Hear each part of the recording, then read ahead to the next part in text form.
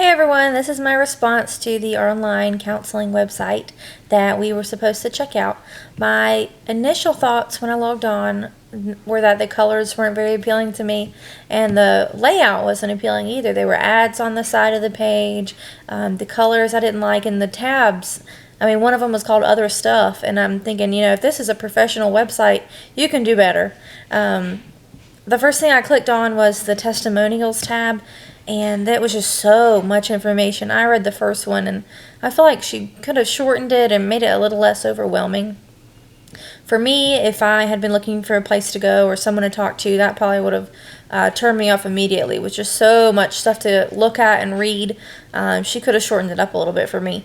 The next thing, I got really excited when I saw the dog, the blog tab, because I thought it might have something to do with an actual dog, but then I clicked on it and it didn't, so that was a disappointment for me.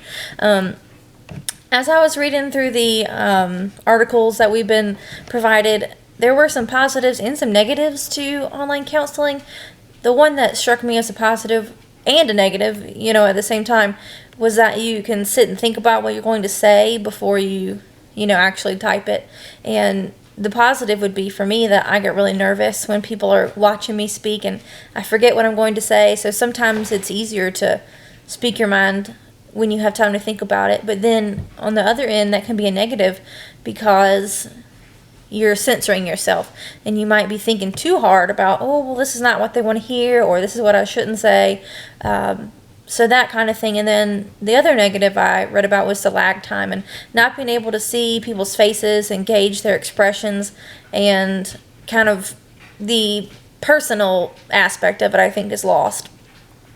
As far as her website goes, I scrolled all the way to the bottom, and there's this huge long disclaimer about how she is not a licensed counselor, nor does she practice licensed mental health techniques, and it goes on. And when you get to the end of it, you're thinking, well, what does she do? What is life coaching if it's not these counseling techniques and mental health techniques? So I kind of was wondering, and I was almost tempted to sign up for one of her brief counseling emails to see what this was all about.